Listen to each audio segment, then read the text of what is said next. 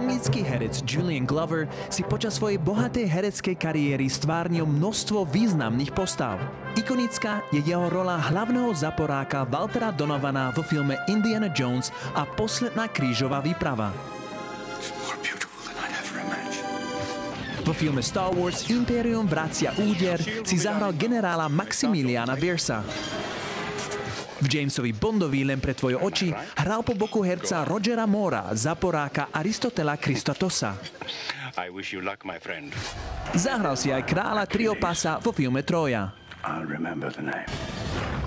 Okrem filmov však natočil aj množstvo veľkých seriálov. Napríklad v Hrách o tróny stvárnil postavu veľmajstra Paisela. A ja som mal na Comic-Cone v Prahe exkluzívnu možnosť sa s ním osobne porozprávať. Je mi cťou s vami hovoriť, pán Glover. Volám sa Tomáš Puskaler a som zo Slovenska. Moderujem v ranej show a moja prvá otázka pre mojich hostí je, aké typické rané rituály máte vy? Vstávať z postele. Teraz, keď som už taký starý, keď nemám prácu, spím veľmi dlho. Vstávam možno o 10:00 a potom sa v župane zatúlam dole schodami a dám si šálku čaju. Veľmi veľkú šálku čaju a to je všetko, čo si dám na raňajky. Predtým, než Julian začínal svoju hereckú kariéru, mal úplne inú vášeň. Chcel som byť archeológom, pretože som posadnutý históriou a stále ešte som. Bohužiaľ, nebol som dosť šikovný na to, aby som sa stal archeológom. Musíte sa naučiť veľa vedy. A na to som ja nemal. Keď som mal 15 rokov, nastal u mňa taký zlom a zistil som, čomu sa chcem v živote venovať. Stalo sa to takto. Bol som na škole v Londýne, ktorá sa rozhodla hrať Shakespearovú hru. Hra sa volala Julius Caesar a ja som mal to šťastie, že som v nej dostal možnosť si zahrať takú malú úlohu. Nemal som žiadnu predstavu o tom, že sa stanem hercom, ale po prvom predstavení som išiel domov a pomyslel som si, toto je ono. Toto je tá vec, ktorú chcem robiť. Ešte nie som veľmi dobrý, ale budem. Julian vyštudoval herectvo v Anglicku na Kráľovskej akadémii dramatických umení. Hral v rôznych prestížnych anglických divadlách, ako napríklad The Royal Shakespeare Company. Získal aj skúsenosti v rôznych filmoch a seriáloch a jeho medzinárodný herecký zlom prišiel v roku 1981. Je to dlhý príbeh, ako som získal medzinárodný úspech ako herec, ale skrátim ho. Začalo sa to, keď som zahral postavu Alexandra Dubčeka v televíznom dokumente Invázia. Myslíte Alexandra Dubčeka, československého politika? Áno, jeho som hral. Ja som ho poznal osobne. Ja tiež. Dokonca mám s ním aj fotku. Musíte mi ju ukázať. Úžasné. Veľmi som si ho obľúbil, aj túto postavu, keď som ju hral v tom dokumente. A som vďačný, že som sa s ním stretol aj osobne.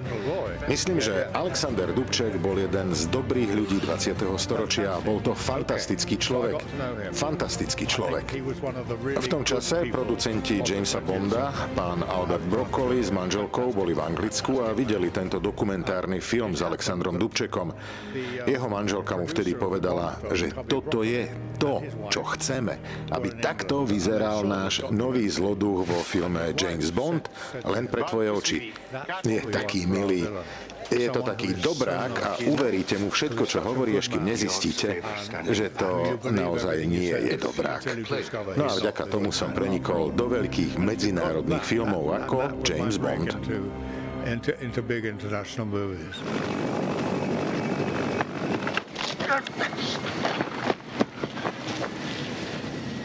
Prácu vo filme James Bond Len pre tvoje oči si veľmi užíval a rád by s postavou pokračoval aj ďalej. Lenže ako hovorí, keď hráš zloducha, tie postavy vždy skončia nešťastne. Bohužiaľ, to bol len jeden film. Zloducha môžete hrať len raz, pretože ho vždy zabijú. Takže na pokračovanie môžete zabudnúť. Práca na filme bola veľkým potešením. Konkurs, pamätám sa, to som absolvoval v Grécku. Veľmi sa mi aj páčilo pracovať s Rogerom Moorom, ktorý je jedným zo svetových gentlemanov. Je to veľmi smutná strata. Rád som hral toho zloducha, Aristotela Kristatosa. Veľmi sa mi páčilo, že som musel hrať milého človeka, ale to, že bol aj zlý, a to som si veľmi užíval.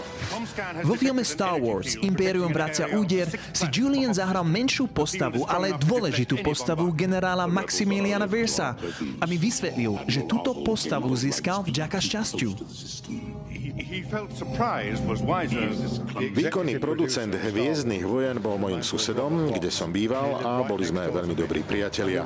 Jedného dňa, keď som bol na záhrade, tak som cez plot môjho suseda pozdravil, že ako sa máš, na akom novom filme aktuálne pracuješ. Povedal, nakrúcame druhý film Star Wars. A ja som povedal, úžasné. A on hneď, chce si zahrať v tom filme? Je to síce malá úloha, ale veľmi dôležitá. A ja som hneď povedal, áno, samozrejme. Tak som to získal. A tak som si zahral úlohu Maximiliana Versa. Veľmi ikonická je tiež jeho rola ako hlavného záporáka Waltera Donovana vo filme Indiana Jones a Posledná krížová výprava. Walter Donovan. I know who you are, Mr. Donovan. Môj sused a priateľ bol tiež výkonným producentom na filme Indiana Jones a Posledná krížová výprava, a takže za celú moju kariéru môžem vlastne poďakovať môjmu susedovi. Ale na tento film som musel ísť na konkurs. Ale tam som zahral úplne inú rolu. To bol nacistický dôstojník z filmu, ale tu som nezískal, nedostal som ju.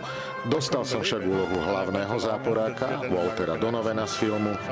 Takže keď som sa toto dozvedel, moja manželka ma musela kriesiť. Odpadol som. Bol som naozaj šťastný.